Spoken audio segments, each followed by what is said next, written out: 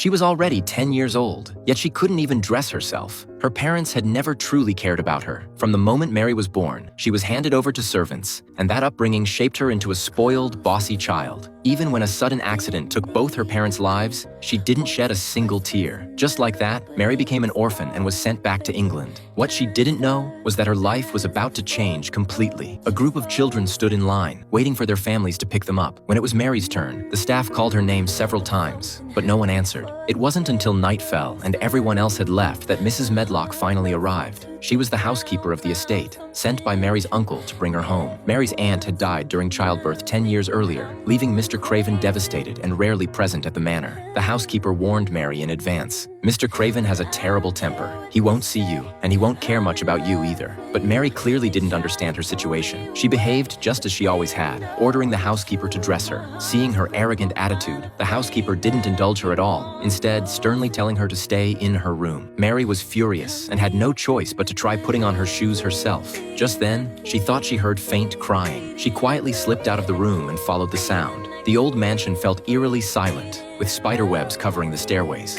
As she walked on, she came to a sealed-off room. On the vanity were photos of her aunt and mother, along with small items identical to her mother's. Mary immediately understood that this had been her aunt's room. Inside a jewelry box, there lay a strange-looking key. Just as she was about to keep searching for the crying, she suddenly ran into the housekeeper heading out. Startled, the housekeeper quickly dragged her back to her room and ordered her never to wander again. After the housekeeper left, a maid named Martha brought her food. She worked under the housekeeper and only occasionally looked after Mary. The moment Mary saw her, she instinctively ordered her to dress her. Martha found her rather charming, smiling as she asked which outfit she wanted. Despite Mary's cold attitude, Martha kept chatting happily, smiling as she helped her get ready. One day, while wandering the garden, Mary noticed something hidden deep behind the walls. It looked like a mysterious garden, but the walls were covered in ivy, with no visible entrance. She asked the old gardener she passed by, and he told her that after the lady of the house died 10 years ago, the garden had been sealed shut. That only made Mary more curious. What exactly was hidden inside? The next day, Mary skipped rope in the garden and saw the old gardener again. He told her that the bird wanted to be her friend. Following the robin's guidance, Mary finally discovered the garden entrance hidden behind thick vines. She secretly returned to her aunt's room, took the key, and to her surprise, it opened the garden gate. When Mary stepped inside, the garden was overgrown and completely abandoned. But beneath the desolation, she noticed a small patch of living green. Mary felt excited. After returning to the manor, she thought she heard crying again. She asked Martha, but Martha told her it was just the wind.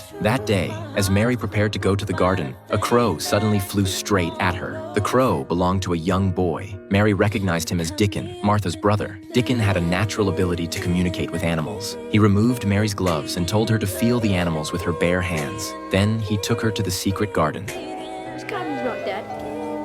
It's as live as you or me. Seeing the living greenery there, Mary felt motivated. She began waking up early every day to clear weeds with Dickon. One night, Mary heard the crying again. She held up a lamp and followed the sound, and in one room she saw a young boy. His name was Colin, the son of Mary's uncle. Because he was born prematurely, his body was very weak. Fearing that sunlight carried harmful germs, his father had nailed wooden boards over every window. Colin believed he wouldn't live long and feared he would grow a hump like his father. He ordered Mary to put on a mask, but she became angry. Put on the mask. Stop talking to me as if you were a Raja, with emeralds and diamonds and rubies stuck all over you. The two began arguing. Suddenly, the servants entered the room, performing their usual routine of massaging Colin's legs. Martha noticed Mary hiding under the bed and quickly urged her to escape because the young master's room was forbidden. As Mary stepped into the hallway, she heard a commotion. It turned out Mr. Craven had returned. The moment he saw Mary, he froze. Her eyes looked exactly like his late wife's. The housekeeper suggested sending Mary to school, but Mary didn't want to go anywhere. All she wanted was a small piece of land where she could plant things herself. Craven agreed, unwilling to face painful memories. He left the manor again that very night. Mary finally had land of her own. She scattered seeds everywhere, planting every flower she wanted. She also began visiting Colin every day, but the two hot-tempered children constantly argued over the smallest things.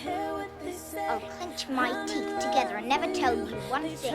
Not even about seeing your father. Colin grew increasingly depressed. He believed his father never came to see him and thought he wasn't loved. What he didn't know was that his father did love him, just too deeply. To protect him, Craven could only, late at night, hold up a small lamp and quietly watch him from outside the door. Day by day, the seeds Mary planted began to sprout. Everything was slowly moving towards something better.